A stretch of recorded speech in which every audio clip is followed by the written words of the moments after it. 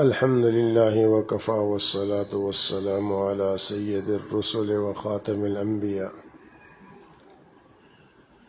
وعلى آله وصحبه وبارك وسلم تسليما كثيرا. أما بعد فأعوذ بالله من الشيطان الرجيم. بسم الله الرحمن الرحيم.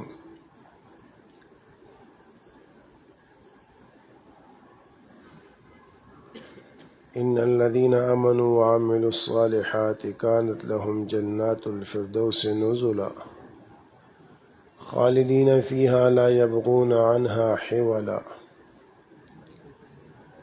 قل لو كان البحر مدادا لكلمات ربي لنفد البحر قبل أن تنفد كلمات ربي ولو جئنا بمثله مددا.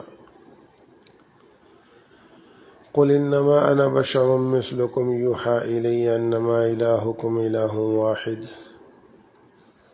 فمن كان يرجو لقاء ربه فليعمل عملا صالحا ولا يشرك بعبادة ربه أحدا. قال النبي صلى الله عليه وسلم: يا معاذ هل تدري ما حق الله على عباده وما حق العباد على الله؟ قلت: الله ورسوله أعلم. قال: حق الله على عباده ألا يشركوا به شيئا وحق العباد على الله من لا يشرك به شيئا أن يدخله الجنة. صدق الله العظيم وصدق رسوله النبي الكريم ونحن على ذلك لمن الشاهدين والشاكرين والحمد لله رب العالمين.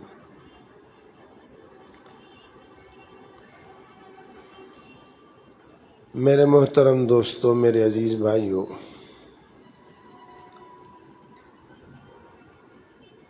ساری کائنات کا محور اور ساری کائنات کا مرکز اللہ کی ذات ہے.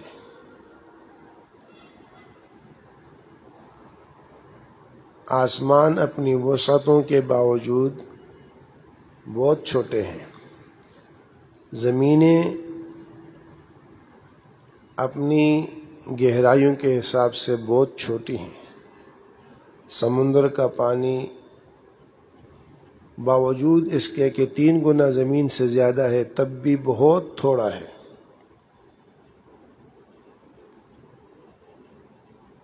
اللہ جل شانہ کے پاس جو کچھ ہے وہ اس سے بہت زیادہ ہے. وَإِن مِّن شَيْءٍ، کوئی چیز ایسی نہیں ہے إِلَّا يُسَبِّحُ بِحَمْدِهِ وَلَكِن لَّا تَفْقَهُونَ تَسْبِيحَهُمْ. اللہ کی تسبیح کرتی ہے، تم ان کی تسبیح سنتے نہیں، سمجھتے نہیں.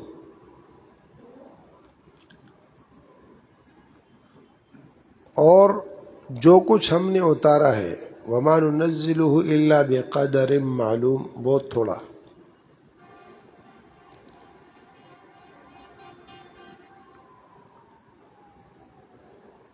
ہر نبی انسانوں کو یہ بات سمجھانے آیا اور اس بات کی محنت کی. جنہوں نے نبی کی بات کو سمجھ لیا اللہ نے ان کو کامیاب کیا، اور جنہوں نے نبیوں کی بات کو نہیں سمجھا اور وہ اپنی عقل لڑاتے رہے اور اپنی سمجھ کے حساب سے چلتے رہے، وہ ناکام ہوئے.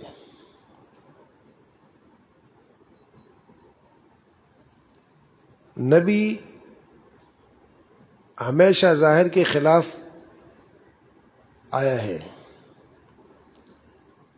اور نبی نے ہمیشہ اللہ کی طرف دعوت دی ہے. ہر قوم نے اپنے اس نقشے کو جس میں وہ تھے اصل سمجھ کر اسی میں کامیابی سمجھی.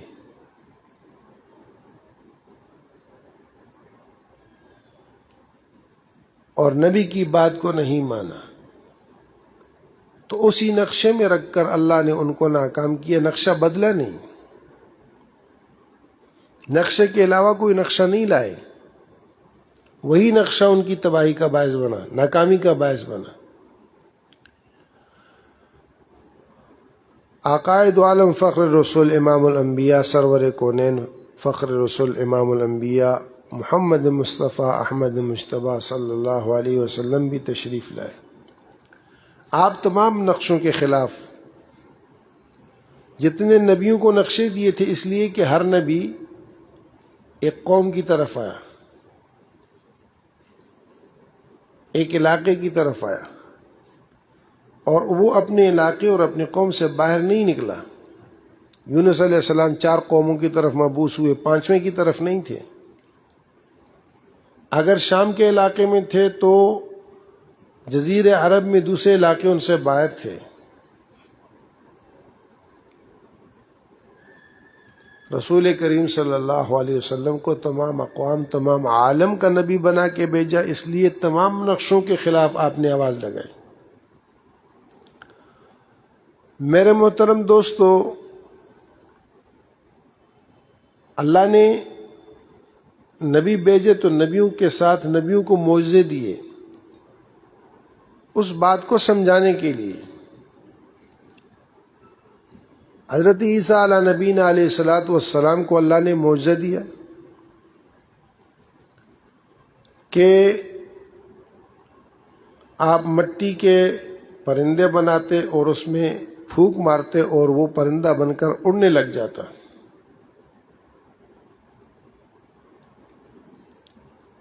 آپ قبر پر کھڑے ہو کر مردے سے کہتے قم باذن اللہ، وہ کھڑا ہو جاتا۔ آپ کوڑیوں کو، اپاچوں کو دم کرتے، وہ ٹھیک ہو جاتے۔ ابرئ الاکمہ والابرص واحیی الموتى باذن اللہ وانبئکم بما تاکلون وما تدخرون فی بیوتکم، کیا کھایا کیا رکھا اس کی خبر دیتے۔ لیکن اس سب کے ساتھ باذن اللہ کا لفظ لگایا، یعنی ان کو سمجھانے کے لیے اللہ پاک نے عیسیٰ علیہ السلام کو یہ معجزات دیے کہ دیکھو ظاہری نقشہ نہیں ہے، اللہ کا امر ہے، لیکن ان لوگوں نے اس چیز کو صحیح سمجھنے کے بجائے الٹا سمجھا۔ عیسائیوں نے 2 طبقے بن گئے، ایک وہ تھا جو نافرمان ہوا، ایک وہ تھا جو فرما بردار ہوا، اور فرما برداری میں وہ محبت میں اس حد تک بڑھ گیا کہ انہوں نے عیسیٰ کو ابن اللہ کہا، نور من نور اللہ کہا، اور عیسیٰ علیہ السلام کو معبود بنایا، ثالث ثلاثہ کا نعرہ لگایا، اور مستقل عیسیٰ علیہ السلام کی عبادت شروع کر دی، جبکہ یہ چیز ہرگز نہیں تھی۔ موسیٰ علیہ السلام ید بیضا لے کے آئے اور عصا کا معجزہ لے کے آئے، تو عصا کا معجزہ وہ موسیٰ علیہ السلام کا کوئی ذاتی اپنا وہ نہیں تھا، اللہ کا امر تھا۔ ایسے ہی ید بیضا وہ ان کا معجزہ ان کی ذاتی کوئی چیز نہیں تھی، اللہ کی طرف سے اللہ کا امر تھا۔ سلیمان علیہ السلام کے لیے اللہ پاک نے ہواؤں کو مسخر کیا، ان کا تخت کو لے کے چلتی۔ صالح علیہ السلام کو اللہ پاک نے اونٹنی کا معجزہ دیا۔ قوم نے یہ کہا کہ ہم تیری بات تب مانیں جب اس پہاڑ سے یا اس پتھر سے گابن اونٹنی نکلے اور وہ بچہ جنے۔ حالانکہ یہ چیز سمجھ سے باہر کی چیز ہے، لیکن صالح علیہ السلام نے اللہ سے دعا مانگی، اللہ پاک نے کہا معجزہ ہم دے دیں گے، اونٹنی نکل آئے گی، جیسے کہتے ہیں اس سے زیادہ بہتر شکل میں، لیکن ہمارا ضابطہ یہ ہے کہ معجزہ آنے کے بعد جب قوم نافرمانی کرتی ہے وہ بچتی نہیں ہے، پھر ہم چھوڑتے نہیں ہیں، حجت تام ہو جاتی ہے۔ انہوں نے کہا مانیں گے، اونٹنی نکلی، بچہ دیا۔ اونٹنی حدیث پاک میں آتا ہے، رسول کریم صلی اللہ علیہ وسلم نے فرمایا ایسی اونٹنی تھی کہ اس اونٹنی کا دودھ پوری قوم کو پورا ہو جاتا تھا، پوری قوم اس کا دودھ پیتی تھی اور دودھ میں کمی نہیں آتی تھی۔ اسی طرح اس کا کھانا تھا، اسی طرح اس کا پینا تھا۔ پوری قوم کے جانور ایک دن گھاٹ سے پانی پیتے تھے اور دوسرا دن اکیلے اونٹنی وہ پوری گھاٹ کا پانی پیتی تھی۔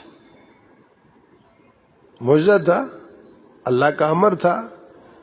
شرط یہ تھی کہ اس کو ایذا نہیں دینا، وَلَا تَمَسُّوهَا بِالسُّوءِ، وَلَا تَمَسُّوهَا بِالسُّوءِ، اس کو برائی سے نہیں چھونا، اس کو ایذا نہیں دینا۔ فَعَقَرُوهَا، ان بدبختوں نے اس اونٹنی کو پاؤں سے کاٹا، پاؤں کاٹ دیا اونٹنی کے۔ فَقَالَ تَمَتَّعُوا فِي دَارِكُمْ ثَلَاثَةَ أَيَّامٍ ذَلِكَ وَعْدٌ غَيْرُ مَكْذُوبٍ، اب 3 دن ٹھہرو، اللہ تمہارا انتظام کرتا ہے، اللہ تمہارے ساتھ دیکھتا ہے۔ تَمَتَّعُوا فِي دَارِكُمْ ثَلَاثَةَ أَيَّامٍ ذَلِكَ وَعْدٌ غَيْرُ مَكْذُوبٍ، اور اللہ کی پکڑ آئی، اللہ نے نمٹا دیا۔ رسول اکرم صلی اللہ علیہ وسلم کو اللہ جل شانہ نے سب نبیوں سے زیادہ معجزات عطا فرمائے، اور معجزات کا مقصود انسانوں کو اللہ جل شانہ کی وحدانیت، خدائی، کبریائی، بڑائی سمجھانا تھا کہ اللہ کرتے ہیں، کیسے کرتے ہیں۔ حدیث شریف میں آتا ہے، حضرت مقداد بن اسود رضی اللہ تعالیٰ عنہ کہتے ہیں کہ میں اپنی قوم کے کچھ لوگوں کے ساتھ مدینہ آیا تو سب کے اوپر پھرا کہ کوئی ہمیں اپنے ہاں رکھے، تو کوئی بھی تیار نہیں ہوا۔ ہم حضور صلی اللہ علیہ وسلم کے پاس آ گئے، آپ صلی اللہ علیہ وسلم نے فرمایا کہ اچھا تم اپنے ساتھیوں کے ساتھ وہاں فلاں جگہ جاؤ، بکریاں ہیں 4، اسی کا دودھ پیو اور ہر ایک کو اس کا حصہ دو، اس حصے میں کمی نہیں کرو۔ حضرت مقداد رضی اللہ عنہ کہتے ہیں کہ ہم وہاں گئے اور روزانہ کے حساب سے ہم اپنا حصہ پی لیتے، حضور صلی اللہ علیہ وسلم کا حصہ الگ پیالے میں رکھ دیتے تھے۔ کہتے ہیں کہ ایک رات دیر ہو گئی، حضور کا حصہ پڑا ہوا تھا، میرے جی میں آیا کہ ابھی میں بھوکا ہوں، حضور صلی اللہ علیہ وسلم کہیں دعوت میں ہوں گے، کسی کے ہاں کھا کے آ چکے ہوں گے، حضور کو ضرورت نہیں ہوگی۔ اندر میں یہ جی میں اٹھ رہا، برداشت نہیں ہوا، میں اٹھا اور میں نے وہ دودھ پی لیا، دودھ پی کے اس کے اوپر کپڑا ڈھک دیا۔ اب جو میں آ کے لیٹا تو لیٹنے پر مجھے اندر میں یہ چیز پیدا ہوئی کہ دودھ تو میں نے پی لیا، اگر حضور پاک صلی اللہ علیہ وسلم تشریف لائے اور آپ کو دودھ کی ضرورت ہوئی اور بھوک ہوئی، آپ نے دودھ دیکھا اور دودھ نہیں ہوا تو آپ بد دعا دے دیں گے، یہ تو کام خراب ہوگا۔ اب پہلے وہ کیفیت تھی، اب یہ کیفیت۔ اسی ان بن میں وقت گزرتا رہا، اتنے میں رسول کریم صلی اللہ علیہ وسلم تشریف لائے۔ آپ نے آ کر سلام کیا اور سلام اس انداز میں کیا کہ جاگتا سن لے اور سوتے کو نہ پتہ چلے۔ حضور انور صلی اللہ علیہ وسلم کی عادت طیبہ، عادت مبارکہ ان معاملات میں انتہائی قابل قدر تھی۔ امی جانا معاشر رضی اللہ عنہ فرماتی کہ آپ رات بھر عبادت کرتے، لیکن آپ کی عبادت، آپ کے وضو، آپ کی نماز سے دوسروں کو کوئی اثر نہیں پڑتا تھا، اس طور پہ آپ کی عبادت ہوتی تھی۔ تو حضرت مقداد رضی اللہ عنہ کہتے ہیں کہ آپ نے سلام کیا اور سلام کا انداز یہ تھا کہ آپ کے سلام کرنے سے جاگتا سن لے اور سوتے کو پتہ نہ چلے۔ کہنے لگے میں نے سلام کا جواب دیا، حضور صلی اللہ علیہ وسلم نے وہ برتن سے کپڑا اٹھایا تو دودھ نہیں تھا۔ حضور پاک صلی اللہ علیہ وسلم نے آسمان کی طرف دیکھا اور یہ ارشاد فرمایا کہ اے اللہ، جس نے ہمیں کھلایا تو اس کو کھلا، جس نے ہمیں پلایا تو اس کو پلا۔ کہنے لگے کہ میں گھبرا کے اٹھا اور اٹھ کے میرا ارادہ ہوا کہ میں جو ان میں اچھی بکری ہے، تکڑی بکری ہے، میں اس کو ذبح کر کے حضور صلی اللہ علیہ وسلم کے لیے تیار کروں، حضور اس کو نوش فرما لیں، کھا لیں۔ کہنے لگے جیسے میں آگے بڑھا تو میرا ہاتھ بکری کے تھنوں پہ لگا تو تھن بھرے ہوئے تھے۔ کہنے لگے میں نے دوسری بکری کے تھنوں کو ہاتھ لگایا، وہی بھرے ہوئے، دوسری بکری کے تھنوں کو ہاتھ لگایا، وہی بھرے ہوئے، چاروں کی چاروں بکریوں کے تھن بھرے ہوئے تھے۔ میں جلدی سے دوڑا، پیالہ لیا اور وہ بکریوں کا دودھ نکالا، اور رسول پاک صلی اللہ علیہ وسلم نے خوب سیر ہو کر وہ دودھ پیا۔ جب دودھ پیا تو مجھ سے ارشاد فرمایا کہ اے مقداد کیا قصہ ہے؟ میں نے کہا اللہ کے رسول یہ واقعہ ہوا، جیسے واقعہ گزرا تھا کہ ہم نے اپنا حصہ پی لیا، آپ کا حصہ رکھا ہوا تھا، میں لیٹ گیا، میرے جی میں آیا کہ آپ تو کہیں دعوت میں ہوں گے، کہیں کھا لیں گے، پی لیں گے، آپ کو ضرورت نہیں ہوگی اور میں یہ دودھ پی لوں۔ اس خیال نے مجھے اتنا بے چین اور بے قرار کیا کہ بے ساختہ میں اٹھا اور میں نے آپ کا حصے کا دودھ پی لیا۔ پینے کے بعد مجھے اندر میں یہ کیفیت پیدا ہو گئی کہ اگر حضور آئے اور حضور صلی اللہ علیہ وسلم کو طلب ہوئی، ضرورت ہوئی، بھوک ہوئی اور آپ نے دودھ دیکھا، دودھ نہیں ہوا تو آپ بد دعا دیں گے۔ میں سو نہیں پایا، اسی کشمکش میں، اسی انبن میں لیٹا تھا کہ آپ تشریف لائے، اور میں اٹھا، میں نے یہ ارادہ کیا کہ میں بکری ذبح کر کے آپ کو کھلاؤں۔ تو میں نے جب ہاتھ لگایا تو بکریوں کے تھنوں میں دودھ تھا۔ ایک مرتبہ جانور سے دودھ نکال لیں تو پھر دودھ دوبارہ آتے آتے وقت لگتا ہے، یکدم دودھ دوبارہ نہیں ہوتا۔ جیسے عام طور پر معمول ہے کہ صبح نکالتے ہیں تو شام تک، شام کو نکالتے ہیں صبح تک، وقت ہوتا ہے۔ ایک وقت میں دودھ نکال دیے، دوسرے وقت تک پھر اس کو کچھ نہیں ہوتا، نہیں کہہ سکتے اس سے دودھ نکالنے کے اعتبار سے۔ تو حضور اقدس صلی اللہ علیہ وسلم نے فرمایا کہ واقعہ پھر سناؤ۔ میں نے پھر پوری بات آپ علیہ الصلوۃ والسلام کے گوش گزار کی۔ آپ علیہ الصلوۃ والسلام نے فرمایا کہ یہ آسمان کی برکت ہے اللہ جل شانہ کی طرف سے، یہ آسمان کی برکت ہے۔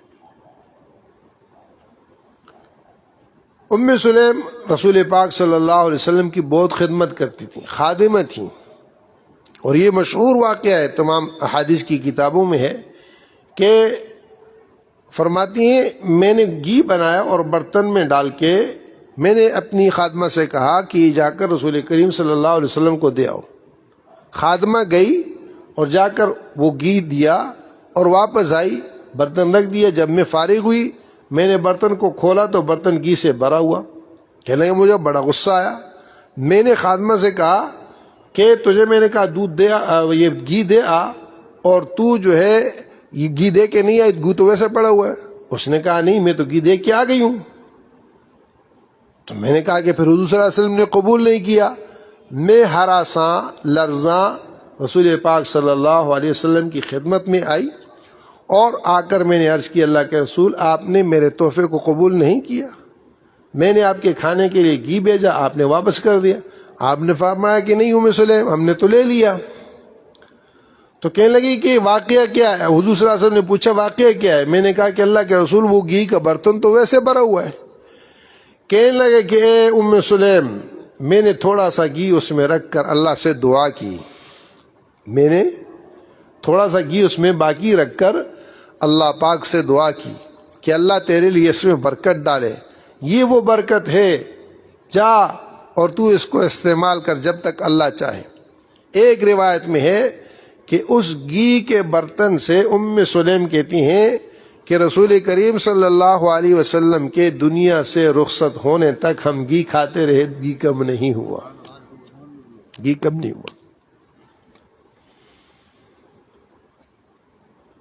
یہ ایک نہیں ہے، اس طرح کے یعنی بہت بے شمار واقعات ہیں جس میں رسول کریم صلی اللہ علیہ وسلم کی ہاتھوں کی برکت ہے، دعا کی برکت ہے۔ یہ معجزات تھے رسول کریم صلی اللہ علیہ وسلم کے۔ مقصود ان سب کا کیا تھا؟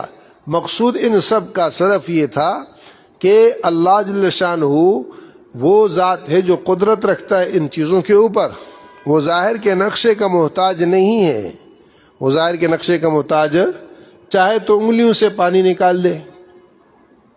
سفر میں صحابہ غزوے میں ہیں اور پانی کی اشد ضرورت ہے, پیاس لگی ہے, پانی کا کوئی انتظام نہیں. آپ نے تمام برتنوں سے پانی ایک کٹورے میں پیالے میں جمع کروایا, جتنا جس برتن میں تھا قطرہ دو قطرے نچوڑ کے. وہ کہتے ہیں کہ پیالے کا تھل بمشکل گیلا ہوا.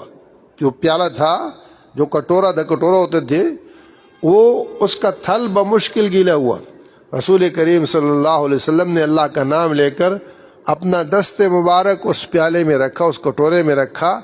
آپ علیہ الصلوۃ والسلام کی انگلیوں سے چشمے جاری ہوئے اور وہ پانی اتنا ہوا کہ پورے لشکر نے وہ پانی پیا, اپنے برتن بھی بھرے, وضو کیا, اور پانی مسلسل چلتا رہا جب تک آپ نے اس پیالے سے, اس کٹورے سے ہاتھ کو نہیں نکالا.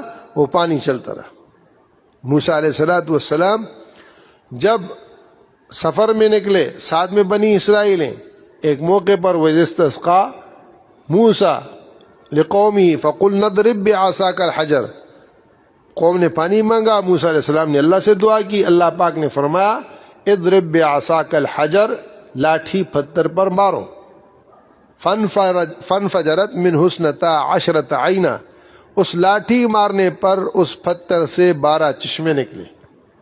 لاٹھی مارنے سے پتھر سے 12 چشمے نکلے, اور آج تک وہ چل رہے.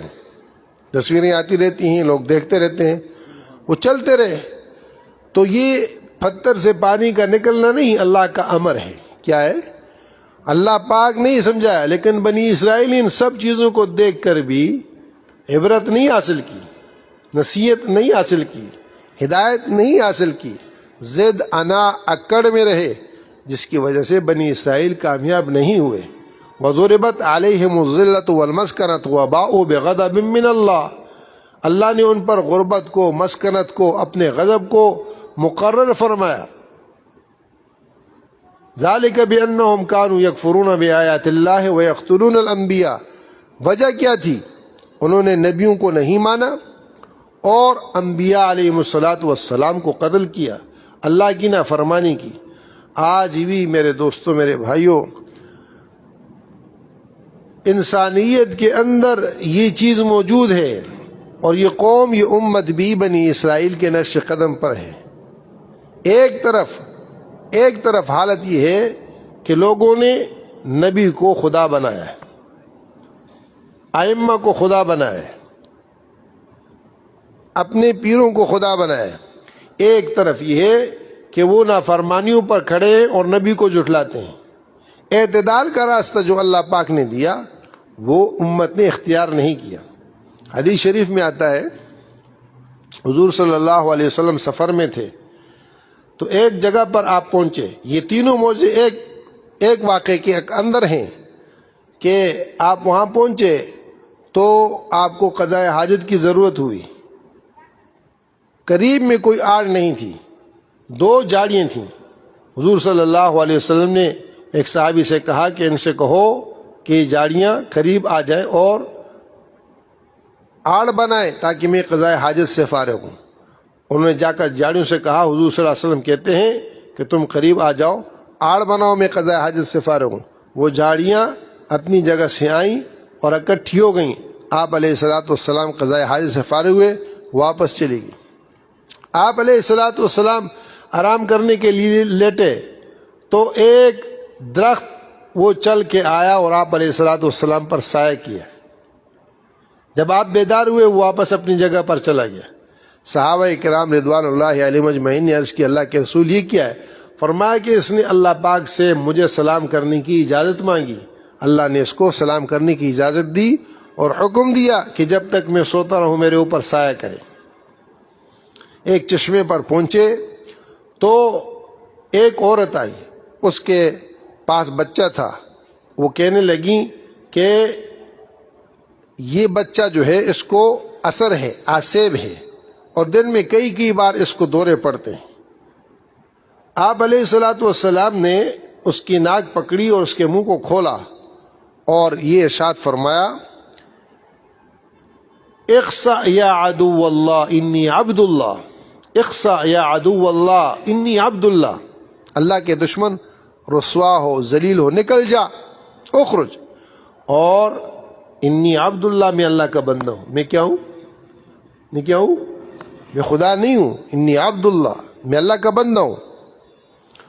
تو کہتے ہیں کہ آپ نے اس سے ارشاد فرمایا کہ جب ہم واپس آئے ہمیں حالات بتا دینا یا خبر دے دینا۔ آگے چلے گئے، آگے ایک قوم پر گزرے، ایک اونٹ آیا اور اس نے سر جو ہے آپ صلی اللہ علیہ وسلم کے پاؤں میں رکھا اور بربلانے لگا۔ آپ علیہ السلام نے اس کو پیار کیا، اس کے بعد فرمایا اس کے مالک کو بلاؤ۔ جب مالک کو بلایا تو اس سے کہا کہ کیا معاملہ ہے، کیا ماجرا ہے؟ اس نے کہا کہ اللہ کے رسول یہ اونٹ شروع سے میرے پاس ہے، اب یہ کمزور ہو گیا، کام نہیں کر پاتا، ہم نے رات طے کیا، مشورہ کیا کہ اب اس کو ذبح کر کے اس کو کھا لیں گے۔ حضور صلی اللہ علیہ وسلم فرمایا یہ اونٹ تمہاری یہی شکایت کر رہا کہ میں جوان تھا، میں کام کرتا رہا، اب میں بوڑھا ہو گیا ہوں، یہ مجھے چھری پھیر کر ذبح کرنا چاہتے ہیں۔ حضور صلی اللہ علیہ وسلم فرمایا یہ مجھ پر بیچ دو۔ انہوں نے کہا کہ یہ ہم نے آپ کو ہبہ کیا۔ آپ صلی اللہ علیہ وسلم نے اس پر نشان لگایا اور اس کو صدقے کے اونٹوں میں چھوڑ دیا۔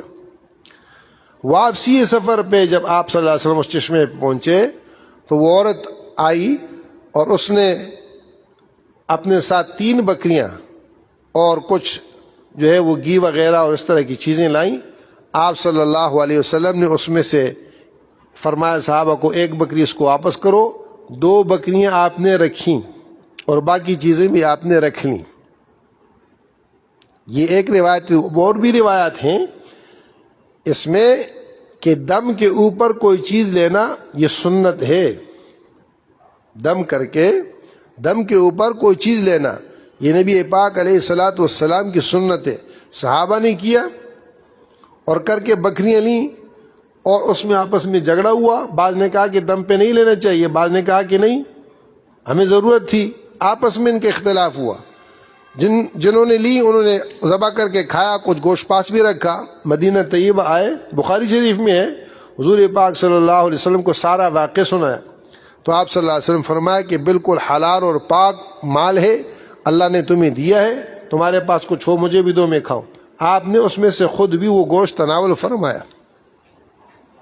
بہرحال عرض کرنے کا مقصد یہ ہے کہ حضور پاک صلی اللہ علیہ وسلم کو اللہ پاک نے سارے عالم کے انسانوں اور ساری کائنات کے انسانوں کی طرف نبی بنا کے بھیجا، تمام اقوام کی طرف نبی بنا کر بھیجا، اور تمام اسباب کے خلاف نبی بنا کر بھیجا، اسباب کے نقشوں کو توڑ کر بغیر اس پر اللہ جل شانہ کی ذات کے اوپر اعتماد کر کے اللہ جل شانہ کو اپنا معبود برحق سمجھنا، ملکوں کا بت، قوموں کا بت اور باغات کا بت اور اسی طرح ڈیموں کا بت اور اسی طرح جو ہے تجارت کا بت، زراعت کا بت، یہ ساری اقوام کے اندر یہ بت تھے۔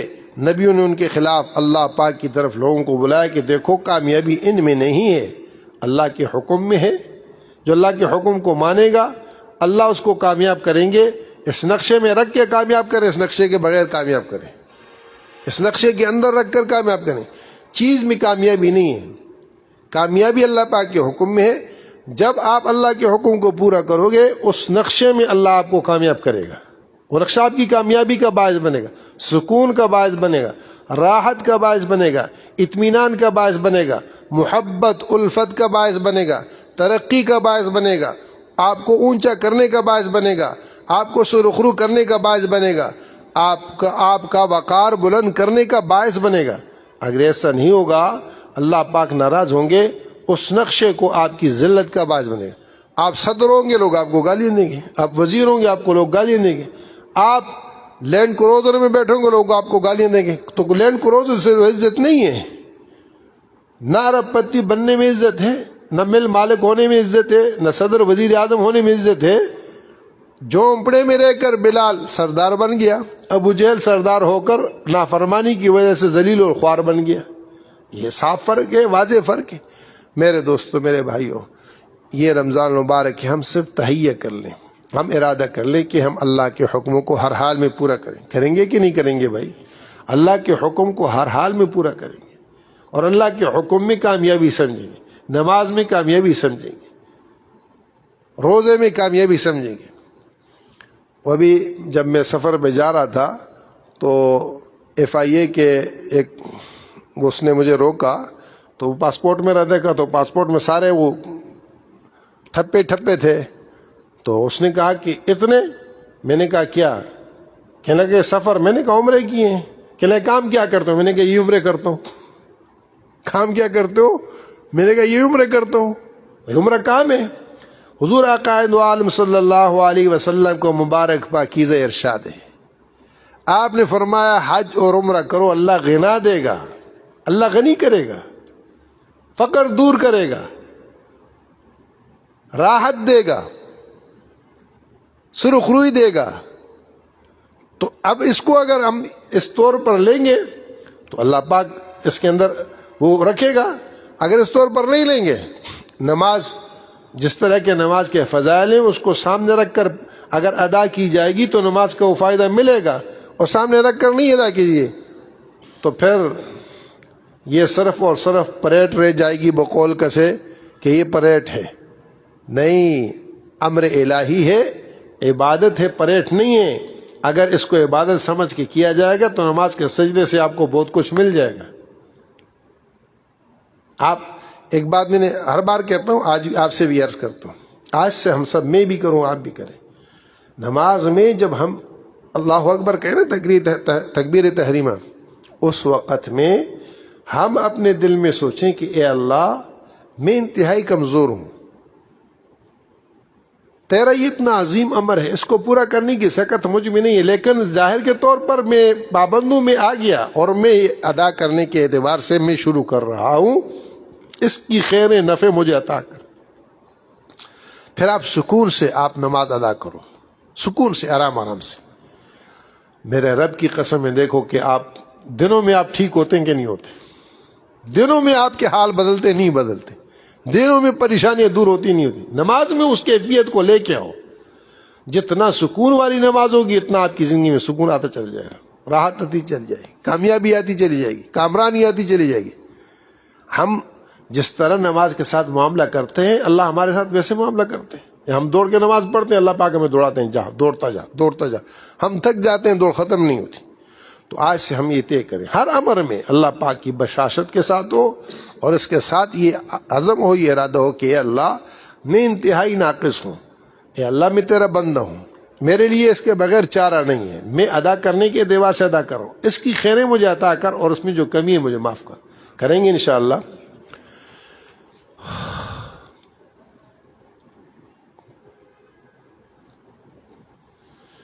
الحمد للہ رب العالمین، الحمد للہ رب العالمین، والصلاة والسلام علی اشرف الانبیاء والمرسلین سیدنا و مولانا محمد وعلی آلہ وصحبہ اجمعین۔ یا اول الاولین، یا آخر الآخرین، یا ذا القوة المتین، یا راحم المساکین، یا ارحم الراحمین، یا حلیم، یا علیم، یا علی، یا عظیم، یا اول، یا آخر، یا ظاہر، یا باطن، انک علی کل شیء قدیر۔ اللہ ہم تیرے بندے ہیں، تو ہمارا رب ہے۔ یا اللہ یہ رمضان المبارک کا آخری عشرہ ہے، تیرا گھر ہے۔ اے اللہ ہمارے پاس کچھ نہیں ہے، یا اللہ تیرا نام ہے، اے اللہ تیرا حکم ہے، یا اللہ تیرے جلال اور عظمت کے اعتبار سے تیری کبریائی کا واسطہ ہے، ہمیں معاف فرما، پوری امت کو معاف فرما، ہمارے مردوں عورتوں کو معاف فرما، ہمارے والدین کو، بھائیوں کو، اعزہ کو، اقارب کو، رشتہ داروں کو، محسنین کو، معاونین کو، دنیا میں ہیں ان کو، جو دنیا سے گزر چکے ان کو، سب کو معاف فرما۔ اے اللہ ہم سب کے ساتھ درگزر والا معاملہ فرما، یا اللہ معافی والا معاملہ فرما، ستاری والا معاملہ فرما، غفاری والا معاملہ فرما، احسان والا معاملہ فرما، جود و کرم والا معاملہ فرما، عطا والا معاملہ فرما، دین والا معاملہ فرما۔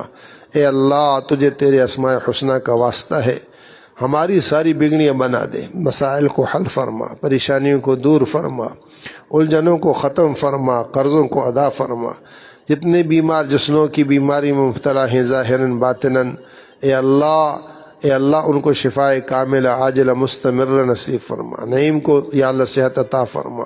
ایسے ہی ابھی ایک یا اللہ طالب علم نے کہا ان کی والدہ بیمار ہے، ان کو شفائے کاملہ عاجلہ مستمر نصیب فرما۔ یا اللہ مصباح کو صحت عطا فرما۔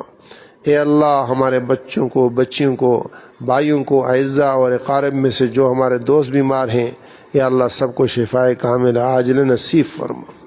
اے کریم رب اپنے فضل سے، اپنے لطف سے ہماری ذاتی، انفرادی، اجتماعی پریشانیوں کو حل فرما، مالی پریشانیوں کو دور فرما، صحت کی پریشانیوں کو دور فرما، گھروں کی پریشانیاں دور فرما، بہنوں بھائیوں کی، عزیزوں اور دوستوں کی پریشانیوں کو دور فرما، اس کا حل فرما۔ اے اللہ اپنے فضل سے، لطف و کرم سے الہ العالمین ہمیں کلمے والا بنا، کلمے والی زندگی نصیب فرما، کلمے پر جینا نصیب فرما، کلمے پر خاتمہ نصیب فرما، ایمان کی دولت سے مالا مال فرما، کفر سے، شرک سے، بدعات سے، رسومات سے، فسوق سے، یا اللہ فجور سے ہماری حفاظت فرما۔ اے رحیم و کریم رب، اے اللہ جتنے دوست احباب نے ہمارے اس ادارے میں، ہمارے اس کام میں ہمارے ساتھ جس نوع کا بھی تعاون کیا ہے، تو سب کے دلوں کے بھیدوں کو جانتا ہے۔ اے اللہ سب سے واقف، سب کے حالات تیرے سامنے ہیں، تو سب کو بہتر طور پر سمجھتا ہے۔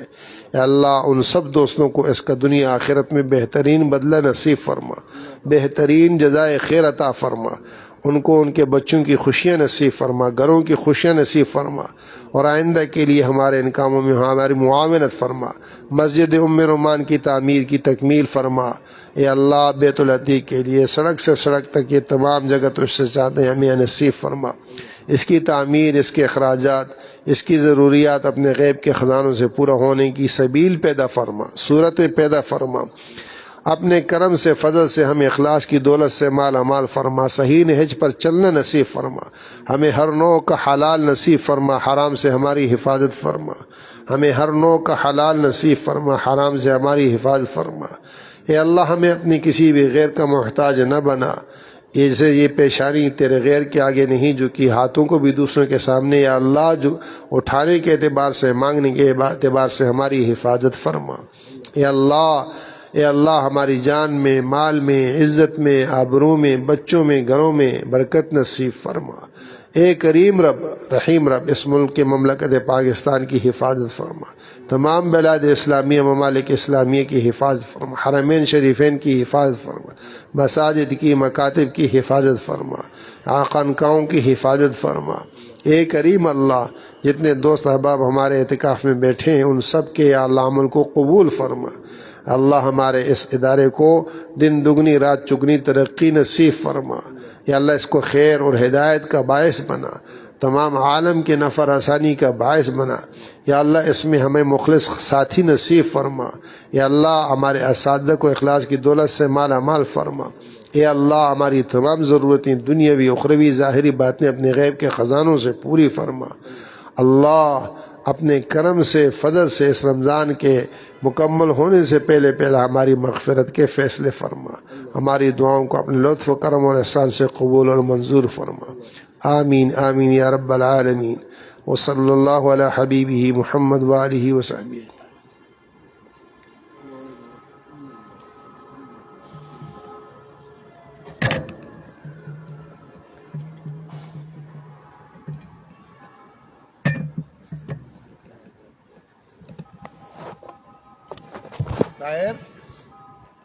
طاہر